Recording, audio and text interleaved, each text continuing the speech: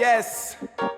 When you wake up and you feel like you need a little up, when you're down and out and you need to get a little higher. If you feel like you need a blessing and you feel a little high today, welcome to the church of Cali High. Cali High. Cali High.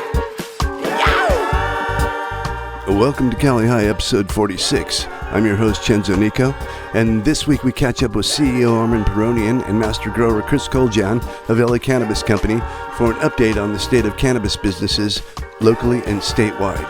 We include tips on drying and curing for all of you in the middle of harvest as it's October. We also talk about Hemp Regulation Bill AB 45, which most cannabis associations here in California were against, and what the remedies were. We discuss the social justice aspect of cannabis licensing here in Los Angeles, as well as the streamlining of the departments that oversee cannabis. Also on the menu of topics are the new strains available at LA Cannabis Company. This episode is packed full of up-to-date beneficial information for cannabis entrepreneurs, as well as helpful hints for all you cultivators out there. Stay tuned. Cali High is blessed to be back with LA Cannabis today. We have Armen Paronyan, CEO of LA Cannabis. Armen, how are you? Good, Vince. Thanks for having us. How you doing? Great. And Chris Koljan, master grower. Chris, good to be back. How are you? Good. How you doing? Excellent, thanks. Good to see you, man. Yep. So let's start off with questions for you, Chris. Shoot. I know you have new strains coming up and some are already ready and bottled, but why don't you take us through the list of the old strains and the new strains? Sure. So, we have the Fire, which is our main OG strain, along with the Dosey and... two great OGs, right? Yeah, those are kind of our staples for sure. We also do the Wedding Cake, which we've had for a while. And we've done Blue Dream here and there. We've had some one-offs too. We did some gelato for a while, and I think Dark Plasma at one point, but just those weren't, the public didn't really react to those, so we've kind of put those on the back burner. But recently we just had Vampire Mints hit the shelves. That came in a really nice dispatch. And what is Vampire Mints? That's garlic breath and Wedding Cake. Yeah. Wedding Cake garlic breath, yeah. That's tasty. I love that high. It's very nice. Yeah. Yes, I can vouch for that. I know you've done some R&D yourself on it, Vince. Oh, yeah. That definitely, I can't wait for that to be in bottles and in my hand. Yeah, but then some stuff that's just recently come ready is the Grandpa Larry, which is a Granddaddy Purple and Larry OG. And then we have LA Con coming out, Silverback Grape Ape, Sour Diesel, and the GMO. Yeah, I saw those growing. Yeah, those are hanging right now. We're going to have some pictures, and we'll probably insert them right here. But enjoy. Yeah. Okay, those were looking fantastic, by the way. Thank you. So what is the selection process of new strains like? How do you pick them? Well, some of it's access, you have to get your hands on it. And, with compliance, we can't just grab seeds and clones from anywhere. Yeah. So that's part of it. We do R&D, try out a couple plants here and there. You're nice enough to help us with that. And see what kind of the public thinks. But also, I think what we're kind of going, some of these strands are a little older, haven't been as in wider circulation. Haven't seen that in a while. Right. And we have a lot of great vendors that have a lot of great product on our shelves as well. So we could be, doing the latest and greatest, some of these, exotic type strains, but we like to balance it because we don't need three of the same thing on the shelf. So we're kind of giving them a variety, try, something a little different. Some people, I don't even know if they're old enough, they've had some of these. So yeah, a lot of the younger customers are like, I never heard of this. We're like, Blue Dream, you haven't heard of Blue Dream? Your Blue Dream, your Platinum Blue Dream. Yeah, was fire. Yeah, that's a tasty. Seriously. It's a tasty bud. And I know I've said it a million times, but it reminded me of the Gold Colombian. So, that's part of our strategy too. Is kind of have a variety and something else you don't see it much of. Unless you see that stuff in pen form maybe, but not a lot of flower going around of these strains. So with the new technology we have to our new setup, we're bringing kind of new school thing to our old school strains. And you mentioned something about not being able to get clones from just anywhere. What's that process? We have to get them from a licensed source. I see. You know, you can't just grab them off the street, what have you. So you just or have out of my backyard. Right, exactly. Bummer. Well, that's interesting. Maybe I can get a license one day. Start saving. Yeah. New strains are GMO, Sour Diesel, Silverback Grape Ape, and LA Confidential I saw growing in the room. Yeah. Is it difficult to grow 4 strains in the same room? What are the intricacies of that? Well, it's it can be difficult. Luckily, we're set up where each strain gets its own feed. So if you need to adjust your nutrients for different strains, you can do that. Yep. There's no cross feeding. Also, they're each in their own row. We have the ability to raise and lower the lights in the trays. So if there's a vertical growth issue, we're able to dial in that section of the room. But you know, at the end of the day, the environment should be what it is. So it should be a static environment. So it's not too difficult because we're set up for it. Yeah. The only thing is you know, some things like to go longer, some like to go shorter. So it's kind of scheduling and planning to make sure you're not, you know, have half the room down while the other half is still going. You know, for us, we can't be wasting space like that. So that's the main issue, I think, is the longevity of certain strains. And you told me that the GMO has a 90-day budding period, possibly? They say you could take it 100. So really? I don't know. I mean, if you got that kind of time. Keep it 100, dude. Yeah. If you have that type of time, go for it. But, you know, we'll be fine with the 9 weeks. Yeah. Last time we talked about your conversion to the Gavita LED lights, and now you're fully converted. How has the bud reflected the change? Well, it's a lot of environmental things you have to kind of switch up. There's no heat, or there's very minimal heat. So it allows you to have stuff a little closer to the light. Yeah. But also you have to make up for your HVAC's running less, so you're going to have to you know, dehumidify more, but then you dehumidify more, you can add heat. So it's about dialing that in, first of all. But then you do have, I've noticed more color, absolutely, because you can get the room, you know, more stable climate. Oh yeah, it was a big rainbow in there the other day. Yeah. And also some, you know, tighter formations, little denser buds. Denser nuggies. Less leafy too, because you know they're there's a result of the less heat as well. So yeah, I think it's just you know, is the spectrum of light broader from the LEDs? Yes, it is. Yeah, there is a broader spectrum for sure. That's interesting. So it affects the flavor, I would imagine, in the end, right? Yeah. Well, that's the hope. Since it is harvest time in California, here it is October, for our outdoor growers, I wanted to ask some general hanging and curing questions. What is like the normal drying time for your flower, and does it differ from strain to strain?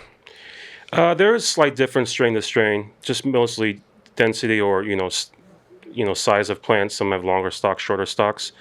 But at the end of the day, this is, you know, indoor is going to be a lot different than your outdoor. Yeah. You know, you're dealing with a lot of other factors. Yeah. But since we are able to, excuse me. We can tune our room to have it perfect conditions. We like to hang from anywhere from like 8 to 12 days, just to get it to a point where we can process it. Right. And it's not fully cured, but we can start processing it, get into our buckets, get into our bags. Right. Do our ritual of burping, you know, and checking on it. But we also have to account for a lot of other issues, like, you know, from the time we process it to the time it gets on the shelf, it has to go through a lot of different steps. Right. We have to package it, send it to our distribution. Distribution sends the packaging. Yeah. The lab takes its samples. You have to take that into account. Yeah, and you know, the soonest it could get to the shelves would be maybe 6-7 weeks. That's the soonest. Sometimes it's longer. So you just have to kind of play that game of knowing. Factor the curing, end cure in the jar. If you're at home and got your tent grower, you can take it a lot longer. Yeah. And, you know, maybe even keep it burping it for months. Well, I hang for like 6 weeks. Yeah. But. Yeah. You could do that. Nobody with me having to smoke it, though. I don't know if you need to hang it for that long, but you could definitely cure it for much longer. But you know, we gotta get it to the people. So I think it works out fine for us, though. Well, you got a great flavor on those. The new different packaging strains. helps too because it's in jars as opposed to we were self-packing years ago, you know. Yeah. So Less drying. Yeah, for sure. Yeah. When do you know the curing of the flower is finished? Just from the fragrance, or what? Yeah, fragrance and kind of touch. You know, just kind of get the squeeze test. You want brittle on the outside, but still some give on the inside. You know, and yeah, I mean that's just it's kind of just something you acquire. Than that, you know. But also, too, as far as processing, you want to make sure you're not working on something with a too flimsy stem. So, like, if you want to start cutting it down, make sure you get a snap, but not a break. Right. You don't want to bend because then it's not ready. So if you take the branch... Just a snap, not a break. Yeah, but if it breaks off, it might have gone a little too long. Right. But it's still fine. But you want to make sure that the stems are snapping before you start working on it. Otherwise, you're going to have sticky seeds. I haven't had any breaks yet. So. A party a week ago, and someone brought out this big nug, and it was like purple and amazing. And I grab it, and I grab the stem, and I do the stem test, and I'm like, what? It literally wiggled. I'm like, dude, did you cut this off of a tree? He was just impatient. He was a grower himself. He couldn't wait to like show it to someone. Right. I'm like, that's not ready. It's my baby. Back to the grow room, dry room. Back to the womb. Yeah, that's you take it back. Yeah, I preference too. Some people I like mine. Even when I smoke, I'll take my nug out of the jar, let it get crispy. Let it get crispy. Yeah, I like it a little dry. Get it all powdery. Yeah, I don't want to be sucking on that It thing. tastes better when it's drier. Yeah, I think so. Absolutely. Yeah. So, different strains take different times to cure. Yeah, different lengths of time. Yeah, but it's minimal. Yeah. And as far as like we're doing those different strains in the same room, so it's the same harvest. Yeah. You can start working on one before the other one's ready. So it's a couple days here or there. So it's not a huge like gap for us. At what temperature does the curing process not work?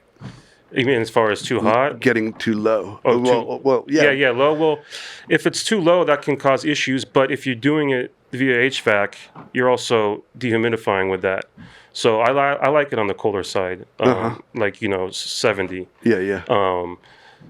Some people like the heat. They think it brings out the crystals but it doesn't really do that. It just kind of ferments it a little bit. Right? So you want to do that in time. You don't want to force it. Yeah. Right. So I like it a little cooler, and also it keeps it nice and green. A little warmer. You're gonna have more brown stems, and That's cool. So it's all about maintaining the environment for us, in between 55, 65 humidity for the first couple days, and then just, make sure it's well ventilated. Yeah. I was looking in my room yesterday. It was 16 humidity. 16%? 16%. Yeah. It was super dry yesterday out in the valley. Oh, yeah. Well, of course. Yesterday. Yeah. I was worried. Yes. I have no control over my... Luckily, I was worried about the winds, but we're sealed up nice, so it was fine.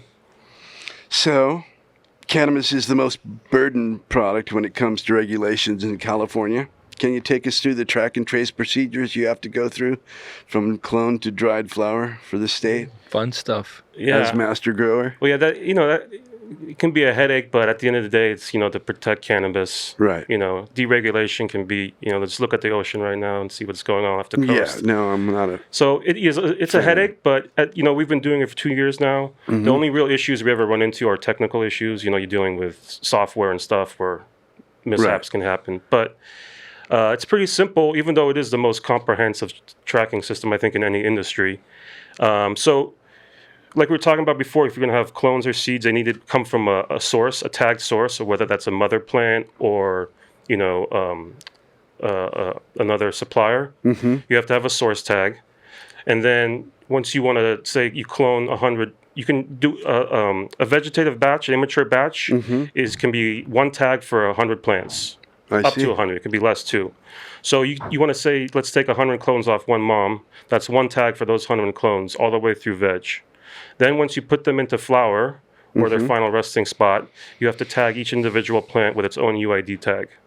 Oh, wow. So it has its own individual tag, each plant, and that stays throughout flower. And then when we harvest, you chop down each individual tree, check the tag, you weigh it, enter the wet weight of the whole tree for that tag number into the system, and then you can hang it.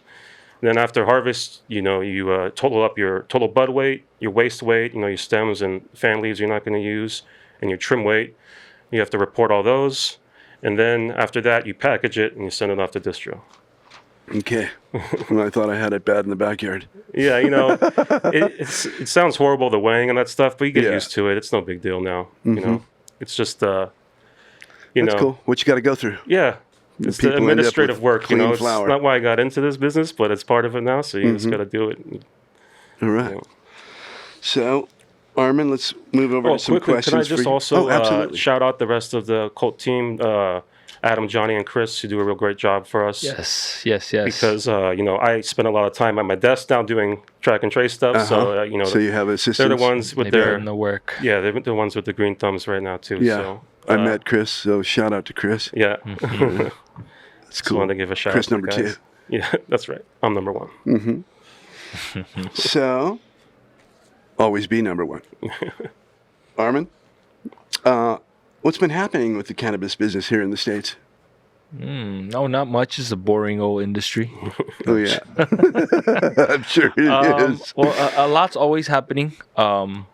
There's always dozens of bills in Sacramento, always pending, in process, or getting signed. But more recently, I think the biggest change is the Bureau of Cannabis Control no longer exists, and now it's the Department of Cannabis Control. So recently they consolidated all the different departments that oversaw cannabis into one department. So previously we were cultivators were regulated by California Department of Food and Ag. Manufacturers were regulated by California Department of Public Health. And dispensaries and distributors were regulated by the Bureau of Cannabis Control. And that led to a lot of complications, and it made it more difficult for, I think, the regulators to regulate. Probably right? Sounds more expensive, too. I think I was, yes. The taxpayer. Well, I think it's more about streamlining the process, because before they would have to have different departments go to a facility like ours, which we're regulated by all 4, because we cultivate, we distribute, we actually possess a manufacturing license as well. So for a company like us, the state would have to send 3 different departments to come oversee our facility. And now with the consolidation of the departments, it's one department comes and they can go into all the different aspects of our business, and it makes it's supposed to simplify the process. That was the goal. Obviously, it's a little bit of work up front for them and kind of organizing everything. But yeah, effective July, we are now overseen by the Department of Cannabis Control, and it recently got a new director. So they've changed things up, and I think they're trying to simplify it as well for the business owners as well. Because, I think in our last interview, I counted like 9 different departments that oversee us, right? I thought you got up to like 13 or 14 that one day. The other day I counted, and I'm like, oh, like there's actually sanitation, because now there's different city departments, and then the county's coming on as well. So, and what about the state? The state, I mean, what, you want me to go over that list again? No. I'll go over the list but again. I mean, so there's 3 different entities. I believe the city, the county, and the state. And there's varying rules too. Within the county can have their own certain rules versus the state. Even though the state approves it, the county cannot. So small things like that. We're regulated by the county agriculture department as well. Interesting. So it's not just they simplified it on the state level for cannabis licensing, but all the bureaucracy still goes through the state, different departments. Right. So they're the ultimate say. Right. Yeah. Interesting. So you were telling me about AB 45, the Senate bill, California Senate bill. And so for our listeners, can you give us a little bit of background about that? Yeah, no, I've been, we've been advocating for that bill for a while now, and it's been a constant fight. So just a little background on the bill. It's Assembly Bill 45. It's a comprehensive hemp bill that regulates hemp production, sales, and consumption, and it kind of oversees hemp in California. So the bill has had a few attempts in the past few years, and there's always been a lot of pushback from the cannabis industry, because originally the bill was lacking a lot of very important stuff having to do protecting consumers, protecting the cannabis industry, right? And the goal of the cannabis industry was to kind of have a bill that would let us both coexist and thrive. And the original drafts of the bill were definitely not that.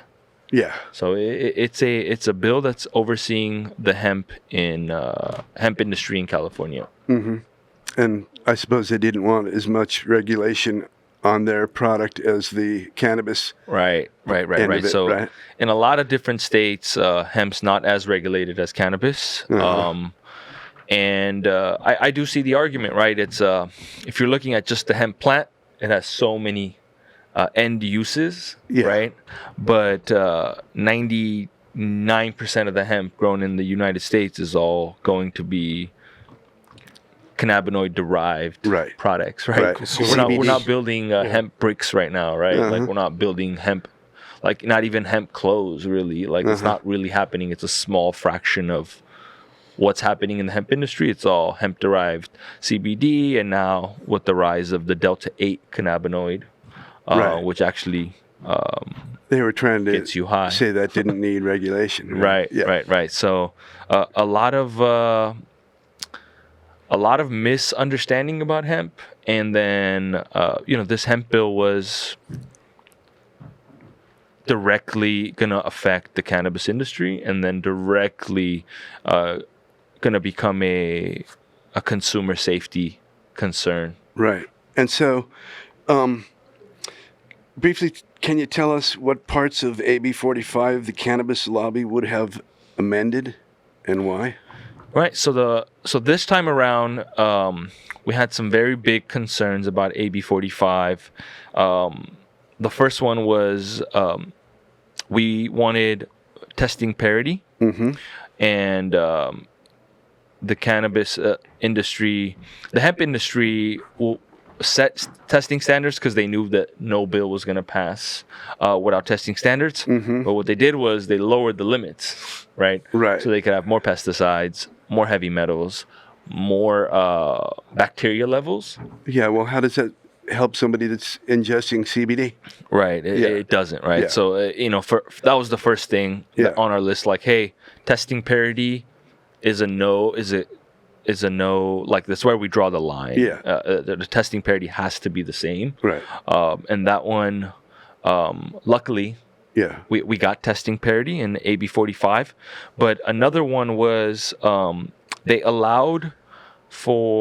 didn't require dosage milligram. Like you didn't have to write the milligrams of how many milligrams of CBD was in a product or Delta 8, right? Right. So we are limited to 100 milligrams per serving, right? Per package. And hemp basically never discussed the topic, right? So 100 milligrams. 100 milligrams. And so hemp products were going to be allowed to have 1,000, 2,000 milligrams, right? So definitely unfair competition, right? For us to be limited to 100 milligrams, and the hemp industry could have thousands of milligrams. So that was a big major one. And then another major one was that hemp-derived products were forbidden from being sold at cannabis dispensaries. Right, so doesn't sound logical. Your corner store, your gas station can sell hemp products, but we are not allowed to sell hemp products. And this was a direct jab at the cannabis industry from the hemp guys. And they're like, oh, well, we can't sell cannabis, so why do you get to sell hemp? Kind of like, okay, well, that doesn't make much sense. No, doesn't make sense. And we all know hemp-derived CBDs and hemp-derived cannabinoids are substantially cheaper to cultivate. They don't have to go through track and trace. They don't have all these regulatory requirements, licensing fees. They're already at such a advantage. It was more advantages being thrown into the hemp industry. And So that was definitely a big one. So now the cannabis industry will be not able necessarily. That was kind of one of the compromises the industry had to make. Yeah. There is a pathway for cannabis products to have hemp-derived cannabinoids. It's a very complex ruling. The way the products are ruled.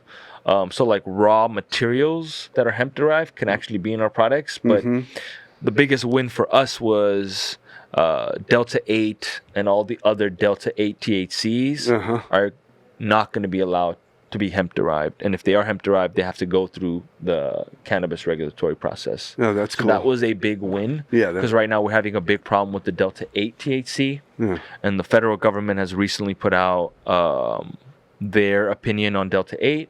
And they've identified it as a control substance. Yeah, it's an intoxicant as well, definitely, right? Well, it was a big, if you read the regs now, they only talk about Delta 9, right? Yeah. No one knew about Delta 8. It's chemically engineered in laboratories, right? They turned CBD into a Delta 8. And now there's Delta 10, right? And if you spend as well? 6 more months in a lab, it's genetic, it's synthetically modified. So it's not synthetic, it's still from the plant, but it's modified in the laboratory. And, with science and technology, those are endless. Yeah. Like, we can constantly come up. There's new hundreds derivatives that we have no idea about that are not being researched, but someone's researching it, right? In some little lab somewhere. Someone's working on it. So this bill clearly identifies all the, basically all the cannabinoids that get you high are going to be regulated by the Department of Cannabis Control. That's cool. So that was a big win. So we lost in a few places and we got a lot of the important stuff. And I think we did a really good job. And when I say we, it's not me or my company. It's the association. Basically, a lot of the legwork was done by the United Cannabis Business Association, which I'm a part of. I'm one of the executive board member. Yes. So I was very active in what was happening. We were getting to see all the drafts of the rules, had the attorneys review, and because some of the people writing the bill don't necessarily know how it affects real-time business. Yeah. Right. So for us, it's important to understand these things, right? Absolutely. And if you care about the industry, that's when you want to understand it. Because a lot of people in the industry I talk to, they don't even know. They're like, AB, what? I'm like, you're in the industry, you don't know this bill's going to really affect your business. Yeah.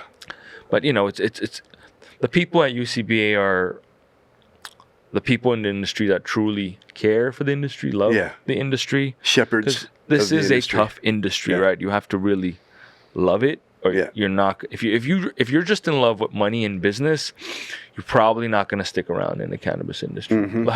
There's way other industries that have way more bigger profit margins, and people think there's plenty of profit margins here, but this is a tough industry. Yeah. And once I'm from the cannabis industry, from the medical era where it was at different times, and the people that survived now kind of really had to understand business better, right? And I think my business understanding has developed throughout my years, and now I truly know business. And there's always business opportunities, and I've looked at some other businesses and looked at the net margins, and I'm like, you could be in fast food and make more money than cannabis. More profit, right? Yeah. More net profit, right?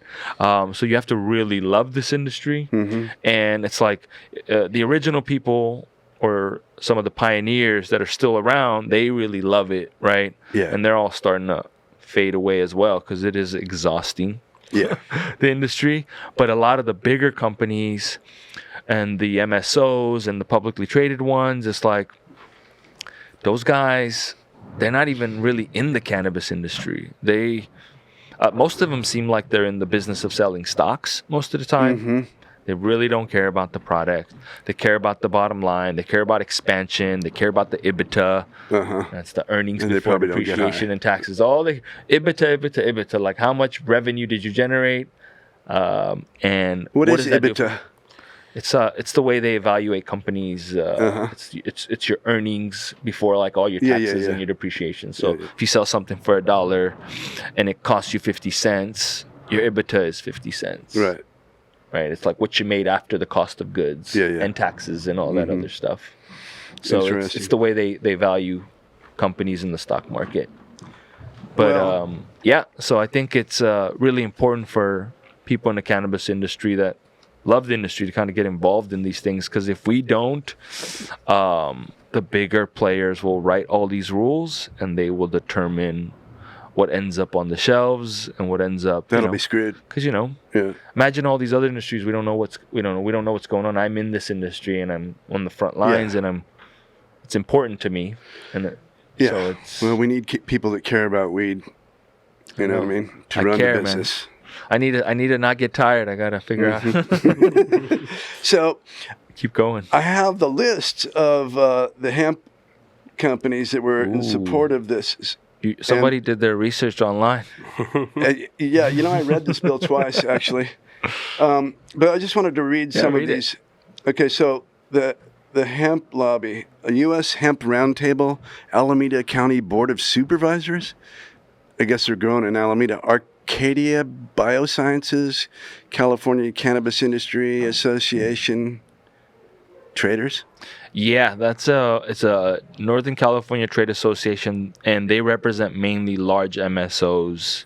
So we don't always see eye to eye with them. UCBA represents 100 and so retailers and smaller brands and companies more in Southern California, and a lot more legacy operators. And CCIA represents like the big Kivas and the bigger companies and the MSOs. Yeah, well, I'm not going to read all of these, but here we have Canopy Growth. Isn't Canopy from Canada? Yes, they are the largest marijuana company in the world. Right. I hope I can get a job doing podcasts for them. Their CEO doesn't even smoke weed. I know. Oh, God. Okay. Just joking about that. And then we have Day Trip Beverage Company. That just sounded interesting. They want to get by on the cheap, right? So a lot of the beverage companies are going to get into CBD, hemp derived. Your food industry is lightly regulated. Yeah. And they want the same thing to happen with hemp. So the opposition to the bill, which you are in opposition, we have the American Cancer Society, Cancer Action Network, Angeles Emeralds, Big Sur Farmers Association, California. That's a small group of farmers in Big Sur? Northern California. Yeah. And here's one that you didn't expect to be there, the California Hemp Association. Right. So there's definitely a divide in the hemp industry as well. Right. A lot of them don't want these big companies like Canopy Growth. Is I think I don't want to get this wrong, but it's either Corona. Yeah, or it's one Corona. of the bigger one of the bigger beverage companies, like the alcohol companies. So their vision of CBD and hemp is like the drink, right? Right. Because they want to put it in their supply chain and in their existing infrastructure and get it into the liquor stores, because they already have thousands of liquor stores that they serve. So that's why the bill was like, oh, you can sell it at liquor stores and convenience stores, but you can't sell it at dispensaries because that's new infrastructure for us, and we don't want that. Very strange. Just by reading that list, you could already you could kind of get an idea of where people's heads are at. Then you have the Santa Ana Cannabis Association, was with you guys. Yes. And of course, you are the United Cannabis Business Association. Shout out to UCBA. And Jared, wherever you are. Youth Forward. Who is Youth Forward? Youth Forward, I think some youth advocacy group, and a lot of those groups they oppose anything cannabis or hemp. Yeah. Interesting. Well, for them, it was the main issue for them was there was kind of a loophole about the age on this. It didn't really specify who can have CBD. Right. Just some kid walk in and we know from the data that a lot of the CBD products have THC. Yeah. So they opposed it. Yeah. Wow. So also in Los Angeles, there's been a move to set up a social justice element in the licensing process. And I was wondering, how long do you think that's going to take to be complete? And why is it that no cannabis business can relocate it until it is? So, yeah, good topic. It's actively happening in Los Angeles. I think we talked about this briefly. And there's 200 licenses that have been issued new, all under the social equity criteria. and they have been issued, but unfortunately, it's been slow to come online for them. Right. Most of them, so the social equity applicants were allowed to submit placeholder addresses. So they didn't actually have the infrastructure in place or the location in place. Right. Or they had places that fell off, or they didn't really have all the funding to go through the full process. And it has been slow to come on, but we have been seeing stores opening. Mm-hmm. So there's a few that opened up by us, and I'm thinking, I feel like every couple of weeks, 1 or 2 is opening. Mm-hmm. So the 200 should be open, I feel, in the next year or so. Yeah. And they'll come online, and then the city plans on doing another round of 130 or so. I think the total is about 530 that's going to be allowed in the city. So once those licenses come on, then EMMDs, which is the existing medical marijuana dispensaries, will kind of be allowed to relocate, because a lot of us are in warehouse districts. Because originally we were forced into industrial these areas. Industrial areas. Yeah. Our Webby's one Bakery. of our big cultivation facilities is at the previous, used to be the Hostess Cup factory. Made Twinkies. They used to make Weber's Twinkies, Bakery, right? and then we moved in. Was it Weber's Bakery or Hostess. Hostess. Yes. Oh, wow. So we were, the tenant before us was Hostess in 2012, and we moved in 2013. They So left we were us the a tenant. ghost there too. It's haunted. They left us a ghost there. Really? Had some Interesting. security guards quit because they were scared. So Wow. No, it's Interesting. it's just Well, it's a big great building, location, so though. It is a great location Everybody for should production. go down to St. Andrews and check out the LA before Cannabis you go to the location football there. game, go down there. St. Andrews and 60th, right? Yeah, it's a Right great across. location for production. Mm-hmm. But for retail, with all these new shiny stores opening up, we do want to be on a main street. Yeah. And right now, there is no real pathway for us to move. And the city's argument is that they want to license the social equity applicants first before they allow us to move, because a lot of them are moving around right now. Like I said, they have placeholder addresses. So if an EMMD moves So somewhere, it's a location. it's a kind of location issue, right? issue. Right. Yeah. So it's a location issue, which we've come to. We understand. Yeah, it's understandable, You know, but- it's understandable. We've been blessed to be able to stay in business through this whole process, and there are people bleeding every day trying to find a location or get this up and going. We're just not happy with the pace that the city has done a lot of this stuff. And I know a lot of the complaints was things were not being done fast enough, right? Requests for address changes were happening, and you wouldn't hear back for months. We've done amendments, and it took them 4 months to get back to us to approve a location. Like, we wanted to make one room that was a flower room into a veg. So we have to update your diagrams. Everything you do, you have to document with the city and the state. So we submitted to the state, we submitted to the city. I think it took them about 4 months to email us back and said, okay, send us an updated diagram and pay the invoice. Like, it was like simple. It's like really simple process. Yeah. But I understand they're backed up. Yeah, all sorts of government offices are backed up. They're backed up, but for us, it's like, okay, we'll wait 3-4 months to move a veg. But for someone who's like paying rent somewhere and not generating revenue, you could see the frustration, right? Mm-hmm. Like, oh yeah, come on, you might let's lose get your up. business. And waiting. we've given them millions of dollars in application fees, and that money is supposed to staff the department, right? I think the data was out. So City of LA has generated about $100 million in taxes last year. So we did about 1/4 of the state revenue in 2020 was done in the city, and the city's taxes are about is 10%. So we did $1 billion in the city, and the city made $100 million, right? And then they also generated about $4 million in application and license fees.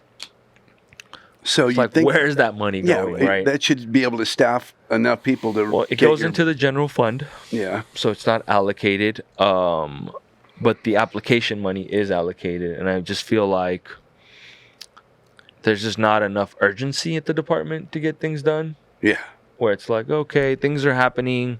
they're just not happening fast enough, because this is a real-time industry. And we always say this, like, people who write all these or sit in these back offices and run these publicly traded companies, like, do they know the real-time urgency of this industry? It's like real-time. Everything is real-time. Yeah. Everything is real-time tracked. Mm-hmm. We're dealing with real-time customers 7 days a week. And, you know, I don't think the government moves at that pace. No, right? No, it it doesn't. doesn't. A new industry Well, moving it seems rapidly like fast. A lot of government offices have taken advantage of the COVID thing to slow down their freaking process. And I don't see how that happens when they really, you know, haven't really had a burden of moving or not having people come in. It gets paperwork to deal with. You know what I mean? Yeah, I think there's a lack of accountability in government work. Mm-hmm. And that is one of our biggest problems, right? Mm-hmm. It's like they can't get fired. Most of them. You have to really mess your job up Yeah. to get fired, right? The accountability's not there. The incentive's not there. It's like we don't pay them enough. We don't pay them more for being great at their job. Right. Right? It's like a standard raise across the board. So it's government work. And then on that level, right? If you're dealing with a lot of these higher level people that they have like law degrees and stuff, right? It's like in the real world, their earnings is endless. Yeah. Right. And you're put into this. I just feel like we don't maybe value government jobs as much as we should. Yeah. And it's like when you have an industry like this that's moving fast, it shows the lack. Mm-hmm. Yeah. Well, you know, it seems like the fact that you can't move until all the social justice people are in place sets up predatory landlords to gouge their tenants. Yeah. In the cannabis happening. industry. It happens all across the board in cannabis. So. Yeah. It happens across the board. We're blessed to have great. Well, you never say great landlords, but good relationships. we have listening. good relationships with our landlords, and we have pretty good leases. Yeah. And we have stronger leases because we've learned, right? Mm-hmm. We've learned throughout the years on like what needs to be in a lease to make sure that these predatory guys, but a lot of people out of desperation sign whatever. So we've always had such extreme deadlines. Yeah. Like when Prop D passed, I think we had like 25, 30 days to move.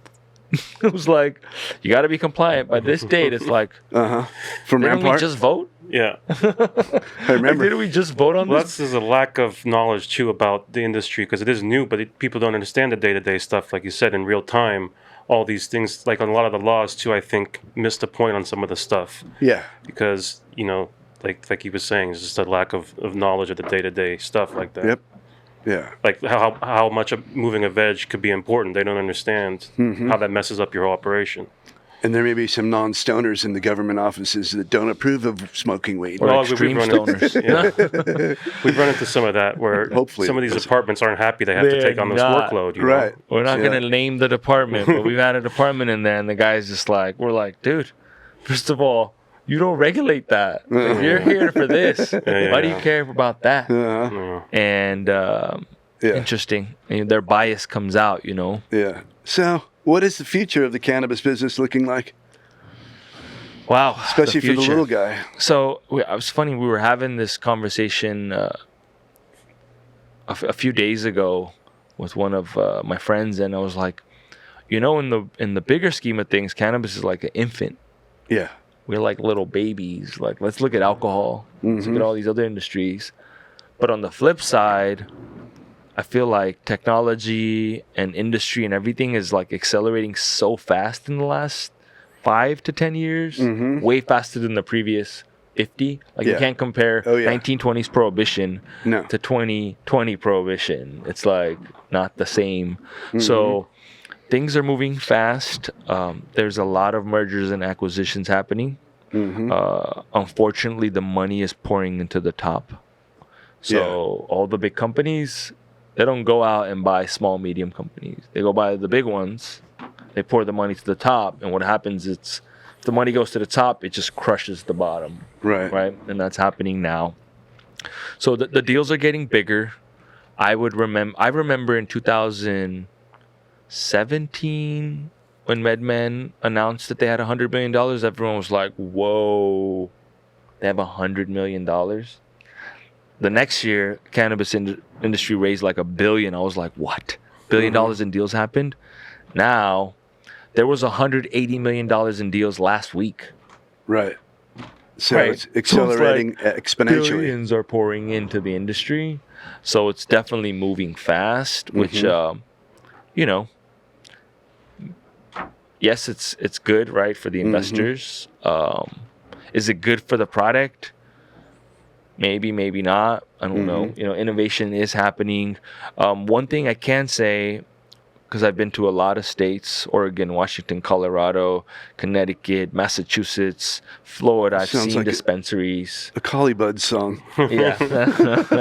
So I've been to all these different states, and I've seen product, and there is nowhere in the world like California as far as product variety, innovation, quality. And the thing is, this is the world center of cannabis. Yeah. You go in, and then we see it with the customers. They're coming from states that have legal weed. What are you doing here? There's weed in Colorado. What are you doing? I'm tired. Like the MSOs have already bought up all the stores there. It's like consolidating, and there's no innovation. But here we have 10,000 licensees competing. Yeah. Right. It's a free market. Competing against the black market too, which is the biggest. Oh yeah. We're competing against the black market. There's the legal market. It's the competition does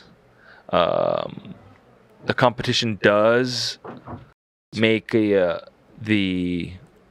product better, right? So I think we have that going for us. So I think the future, as far as quality of product in California, I don't know. Are we gonna see less? It's gonna get a lot better before it gets. I do see some more. Like the quality getting better, the variety getting better. There's thousands of different products you could have on your shelves right now. So even in my backyard. Yeah. Well, yeah. There's always craft brew out there too. It's going to be craft cannabis. So, what do you see LA Cannabis in 5 years? Where do we see us in 5 years? I mean, if we want to stay relevant, we have to be bigger, right? Yeah. And we've come to that conclusion. If we want to stay relevant, we have to constantly have more new products, like constantly expanding product lines. You have to, like, people get tired because there's always new products coming out. Like, they're going to get tired of the same. Right. That's what led us to growing more strands. The new strains. Having different products. We're doing infused joints launching in a couple of weeks. You know, your wedding cake pre-rolls were the best pre-rolls I've ever smoked in my life. All our pre-rolls are whole flower. Yeah. And we stick to that all the way through.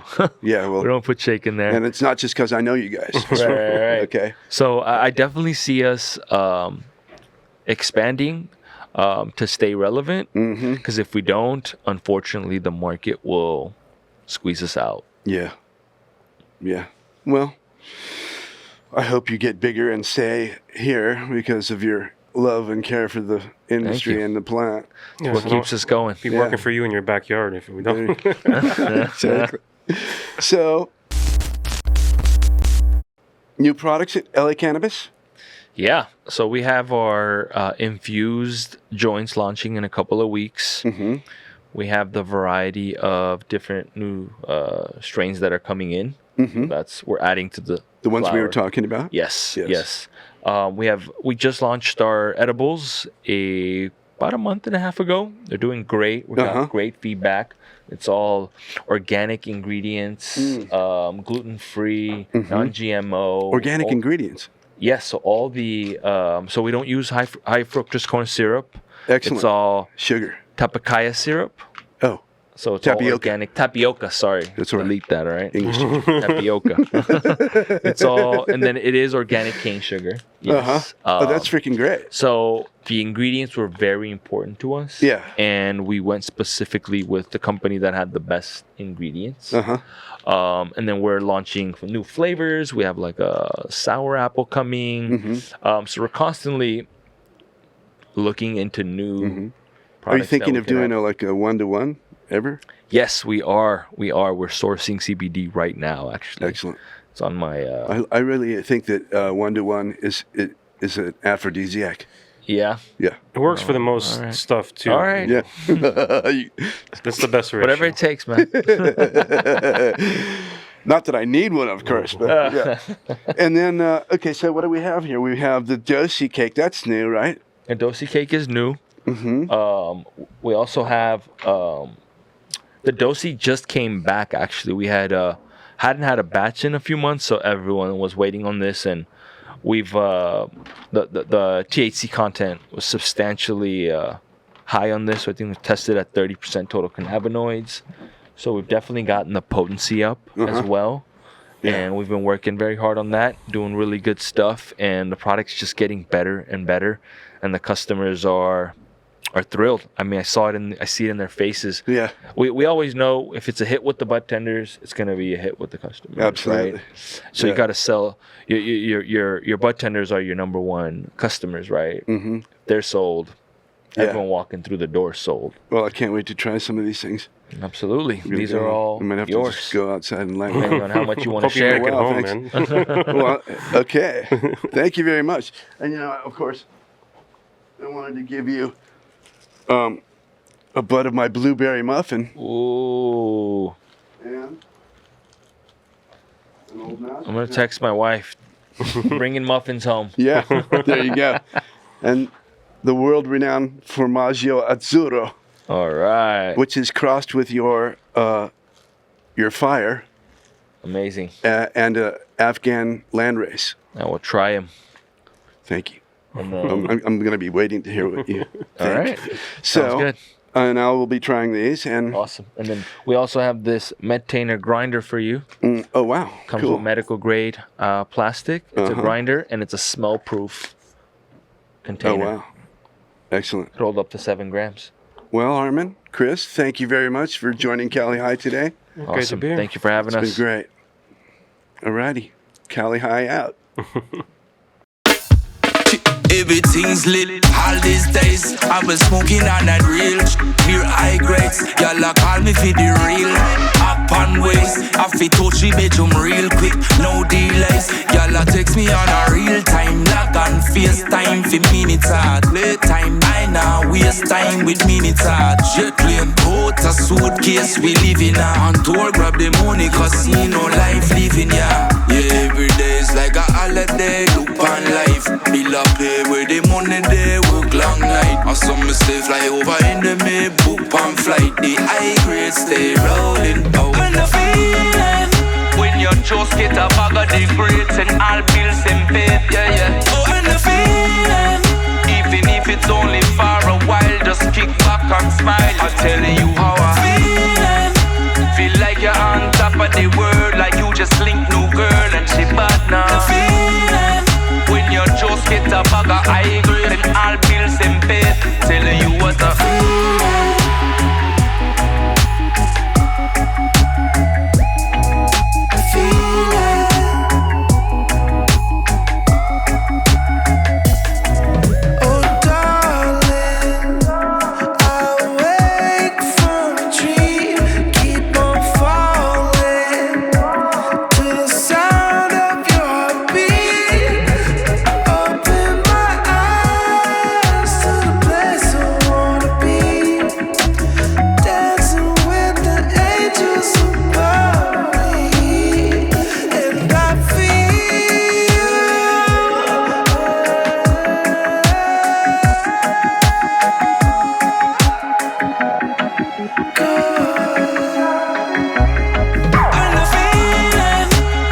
Just get a bag of the grades and all bills and paid, yeah, yeah. oh, and the feeling, Even if it's only for a while, just kick back and smile. I'm telling you how I feel.